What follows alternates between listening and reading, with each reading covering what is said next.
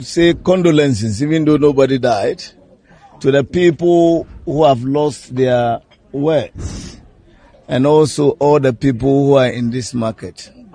This is one of the reasons why World we need Radio, to rebuild Kumasi, this market. the You voice can of see hope. the congestion. Definitely, if something like this continue, we are going to have a problem. That's why we are calling on the government. Nima market is one of the biggest in Ghana. And it is an international market because we receive people from all over West Africa. Niger, Nigeria, Burkina, they all come here. And that's why every Wednesday this place is choked. So it's a sad situation, and I call on the government, our president, and the entire nation to come and assist in these difficult times. The NADMO people have informed me that they have taken some statistics and done some assessment.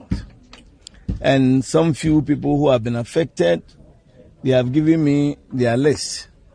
On my own, I want to offer 5,000 to each of the victims in the interim. 50 million cedis for the victims. And this one, we want to do that immediately. Maybe by the close of this weekend, we should have given each victim that amount. Mrashibudwania, wojinem edema man from war Ayawasu East. Baba Jama ena yete neneno. Ye tuaka siyano so ne de ni echim ewo Director General okopiem ewo National Service Authority wona kachia Mame Ruth de la Sedo wo de atudwa se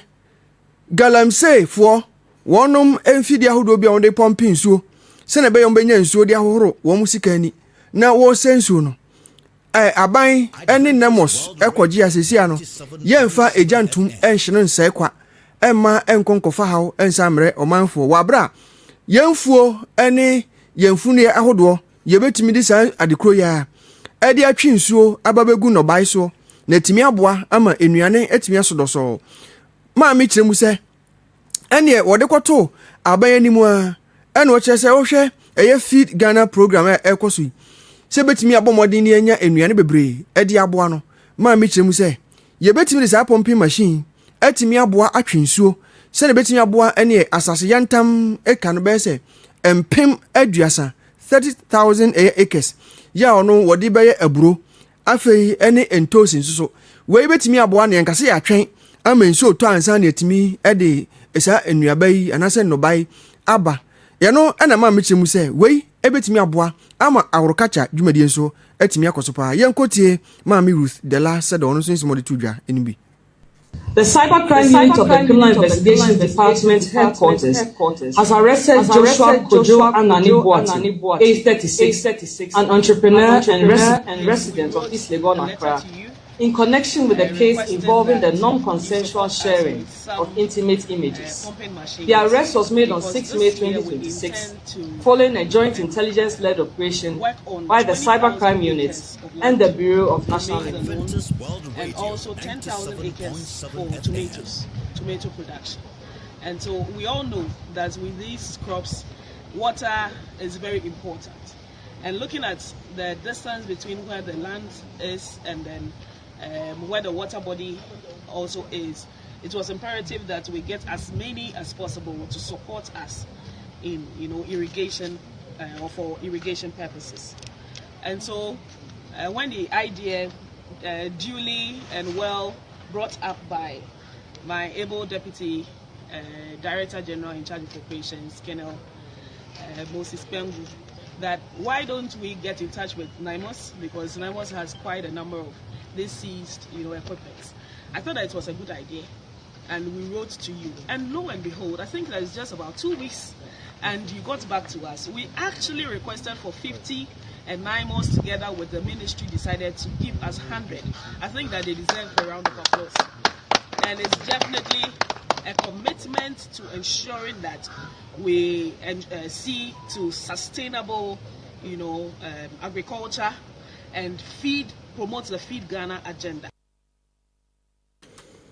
Ani ekotie ye maame Ruth Dela Sedo ono na Director General National Service Authority for yete se ode ensem bi to dwa no.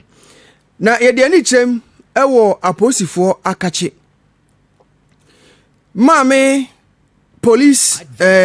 bese posifo sebesem producer womo a edi bone na awudie sem wo hwehwehwemu no wono ene ompanyi Lydia Yakodonko wo de atodwa kyerem se chese bone a ekoso pa wo Ghana ha no wo dwene ho kwa wonte ase nyina ne se maami a wono wakosua de se obeji awo na wotimi aboa ama sebin producer ye maame no nkwa awo so a wotimi awo afo ho afo one oma no se ebi no ho no ebi bo adwuma papa e de bo man Ghana no na ebi nso fa kwati kwan so edi nsamone na no no kyeremu se si ade won satimi aka maame Lucinda Naomi Ochre ya wono eba se awoje mu anko ya de pa na enso de ode aka ho ne se wo fa kwati kwan so ewia mofra eton wonom na eno ena ehwemu kye se baabi maame ye adwuma Trust Mother and Child Hospital ye no wo osu na mpanifo etete ene na asom ne nam tete a se bibi sei na ekoso ne no enom de omo adwen no mo ni to fom a omo se da bi omo ehwemu na no na edidi mu a ye kwakire maame na se de edi kan no watimi atonton ne owo a ye so ba no wawu no akwakoton no edi ama obi asabi mpraduasa woni ban bi ne ne abrese wopeba no akoton no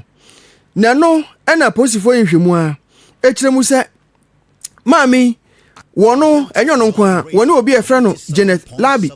sa won so eka ho bi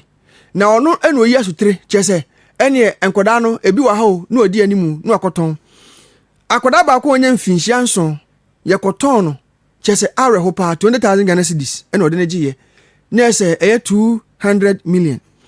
afa nya no nkwa wo san ekokoton obi nso edeje 35,000 Ghana cedis which is Ghana sika fufuroi empim aduasa enum enya no nko a wo wie no chese se kasoa pokuase ne potem ho de ene akoda bia ya no aman so no doko na wo mo no mudi dwuma ne bi Grace Osaya Friye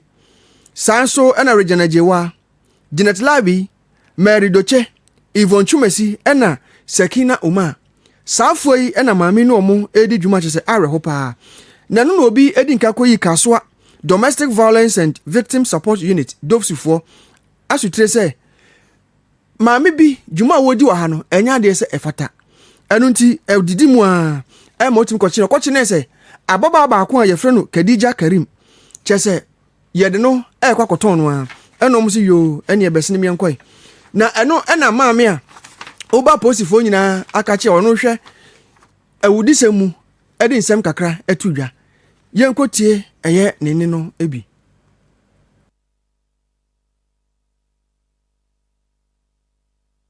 Adventist World Radio 97.7 FM.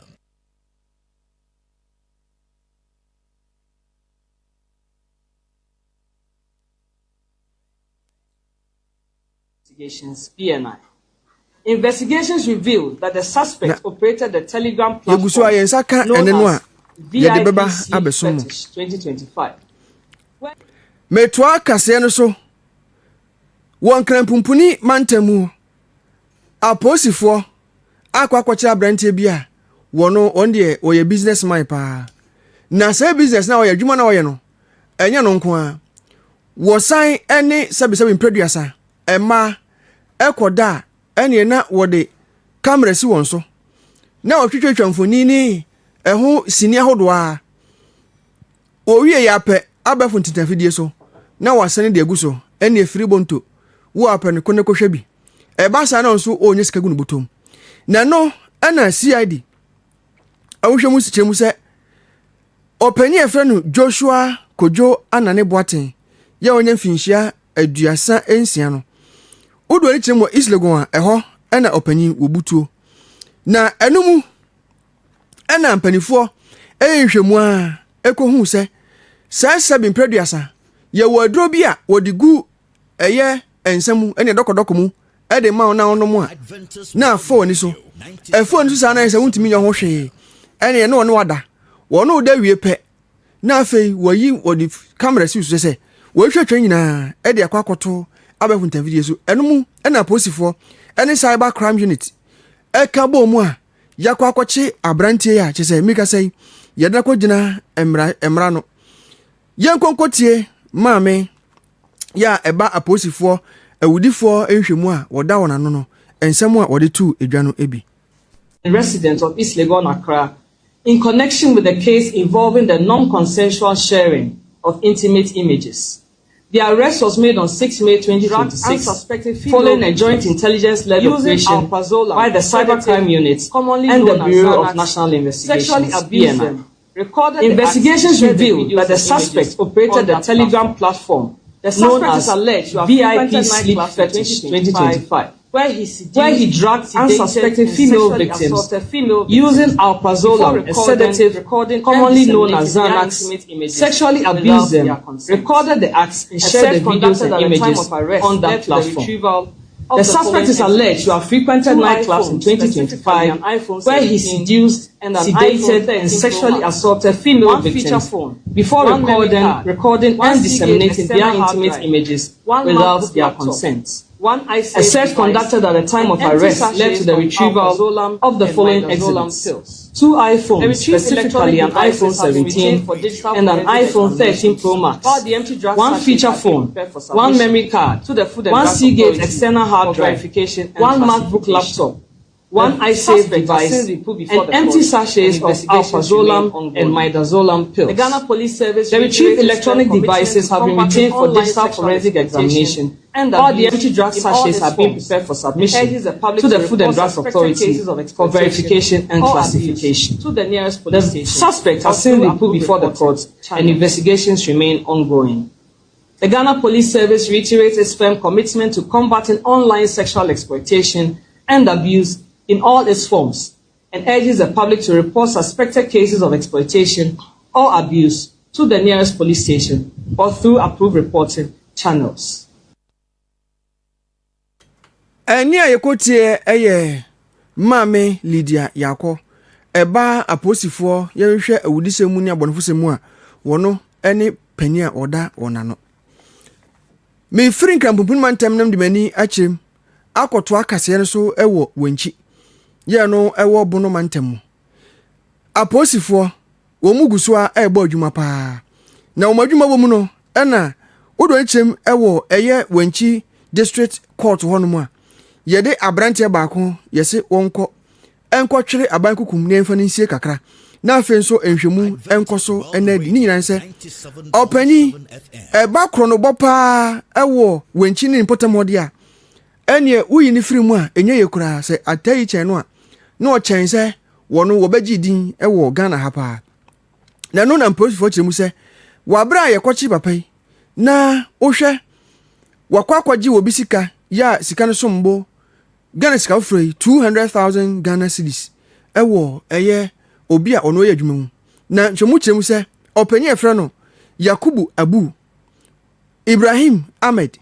Ibrahim Abdallah ena Aba Saliki safo nan ena wo mu ekoto hye papa yi so ene wonam okita ne baage na wo kora mu firi wura mu eto hye ne so ene sekan ene nkontiba asese bimpreduasa nipa bonfo bi no mo ache no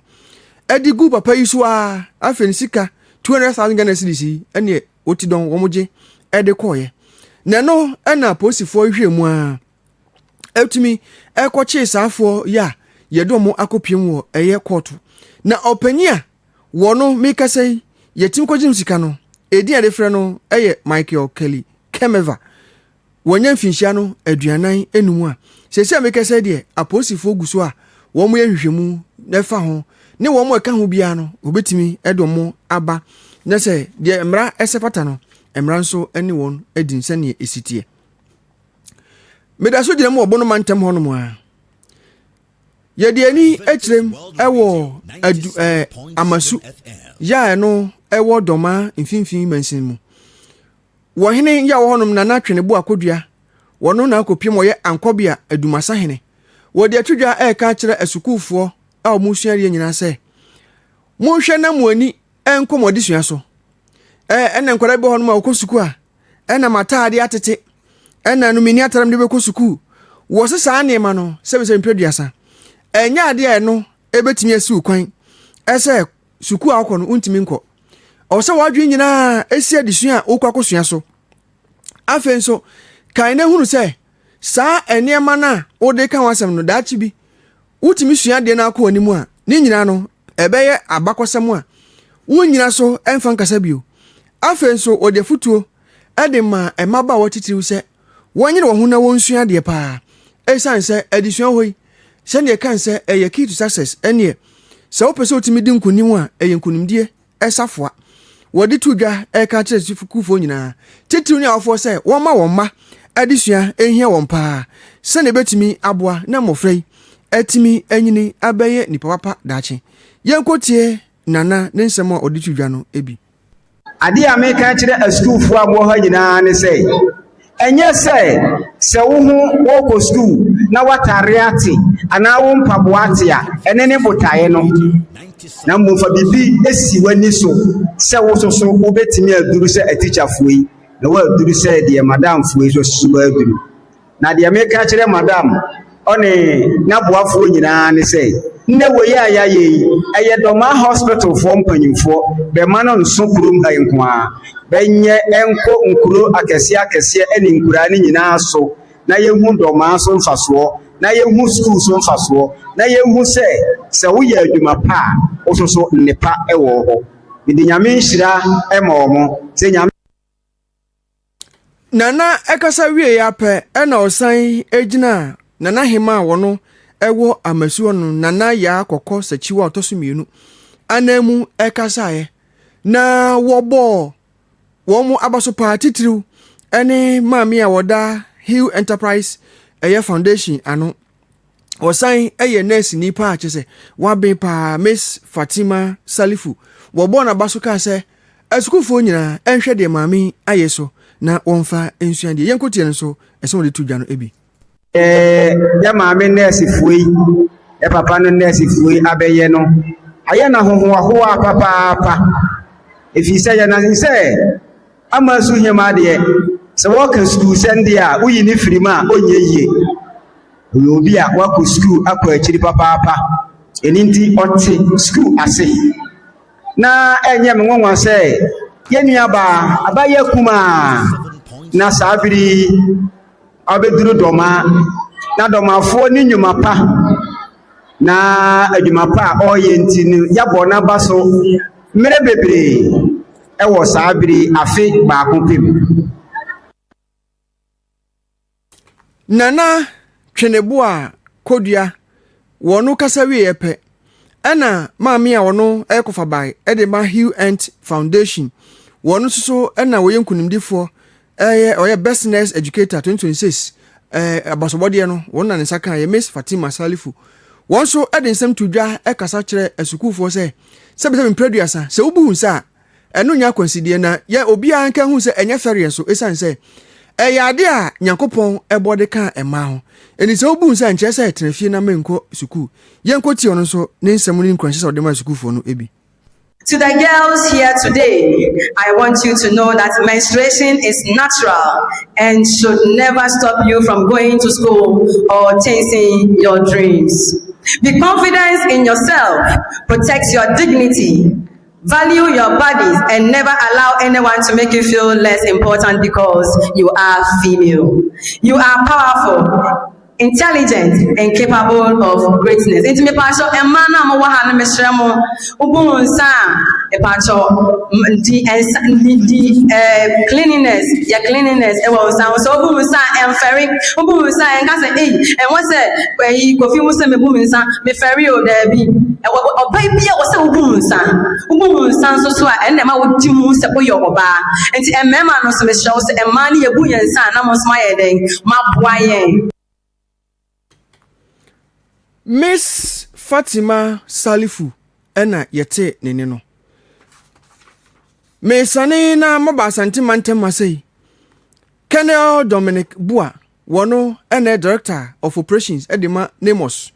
Wɔde nsɛm to dwa kyerɛ mu sɛ galamsey ko no ɛne wɔn guso wɔn ko paa na sisi adeɛ wɔn de akɔnforo so koraa ɛna ɛba abɛko galamsey ni nyina kyerɛ sɛ ɛnka tete no kyerɛ sɛ yes if you can beat them ɛne you join them and I say you that confuse them kyerɛ sɛ wuntimi ɛmbo wɔn a ɛne ɛdo ho bɛka wɔn sɛ wɔdada wɔn ɛno na wɔkyerɛ mu sɛ sisi akɔnforo timi ahwɛ sɛ wɔtimi aboa so na ama galamsey no ɛso atimi aba mfa so na yɛtimi afa kɔti kampapa so atu fom agudie no bi ni sɛ baabi a wɔn mo ɛsɛnsuo no na ɛnyɛ papa no yɛbɛyɛ mu nyina firi hɔ ɛde mo akɔ baabi papa a ɛne ɛhɔ no kyerɛ sɛ nsuo papa a wɔbɛtumi anya na wɔtumi anya kwan so ne nkɔnkɔ sɛ yɛ nsuo ayɛnom ɛne nsuo a ɛde bɔ bra no yɛbɛtumi abɔ ho ban ti no sɛsia ne yɛsɔ mu a yɛmfa nkɔ baabi a sɛ yɛbɛkɔ papa a ɛne ɛhɔ deɛ ɛsɛ fata sɛ wutumi edi dwuma hɔ no mu a ɛbɛyi wɔ sɛ wɔn ako a wei nkɔfo bɔ hɔ no mu a sɛ mpɛduasa wɔnom saa no adwuma ɛno no ɛnom yɛ no wɔn nsa kɔ wɔn ano enti yɛmfa sɛ yɛtia galamsey no ɛwɔ sɛ ɛpɛ kwan bi so ɛbɛtumi aboa ma ɔmanfo nso so ɛtumi nsa atumi akɔ wɔn ano yɛnkɔtie Colonel Dominic Bua ne nsɛm de to dwa no ebi. Yes, we wrote a letter to you. From last year, I'm sure you've monitored what NIMOS has been able to do. It wasn't easy when we started somewhere in May, June last year, where the routes when you move from Accra to Kumasi,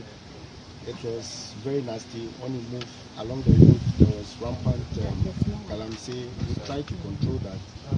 And then the water Adventist World Radio, Kumasi, the voice of hope. For so many years, and therefore it became a livelihood. And when you are tackling such challenges, you need to be diligent. You need to be careful because the miners, I should say, because once you register them, they don't want alternative livelihoods, which do not fetch as much as they get from there. It becomes a work in futility. So we try to give them something which is similar and they are familiar, which is the mining. What NIMOS has been. Ɛne a yɛkɔtie ɛyɛ Colonel Dominic Bua, Director of Operations, NIMOS, ɛna yɛte ne nka no. Mɛda me ho njɛtɛ bɛyɛ mmiɛnsa pɛ. Mɛba yɛde wokɔ nkurɔfoɔ nkuro so.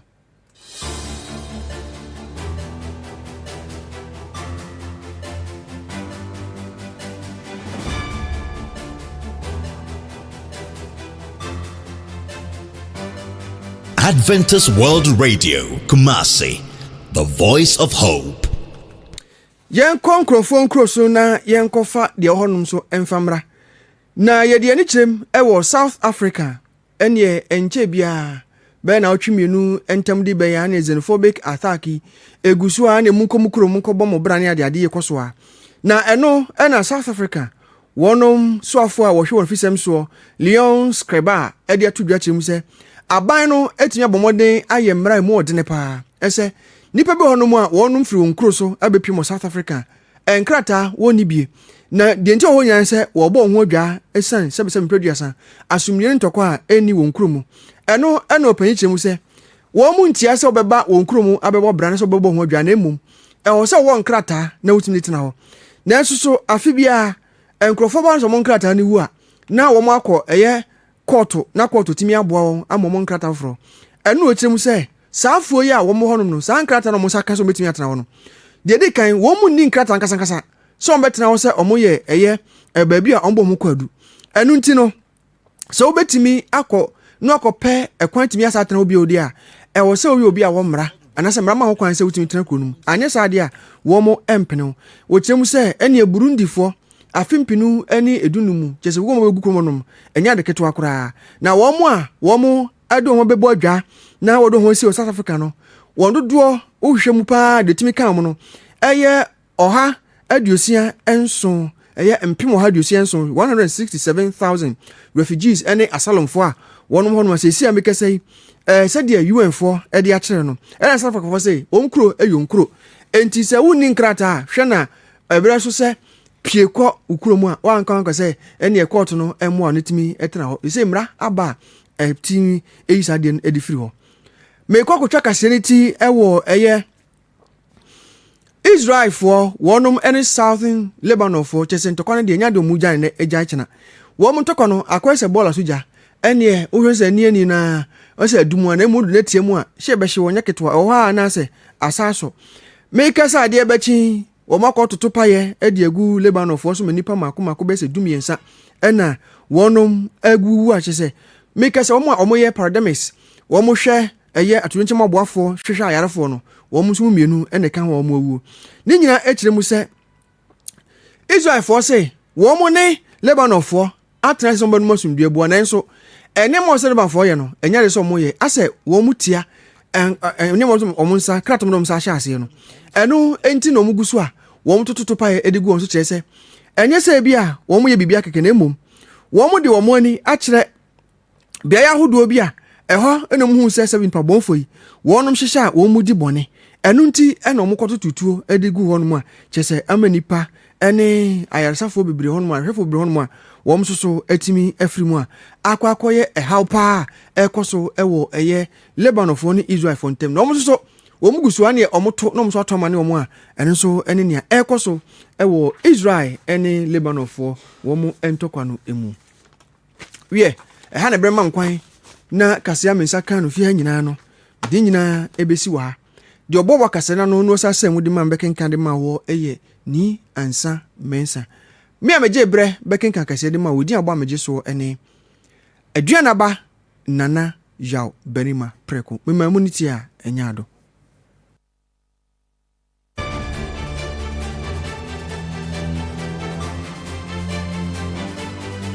Adventist World Radio, Kumasi, the voice of hope.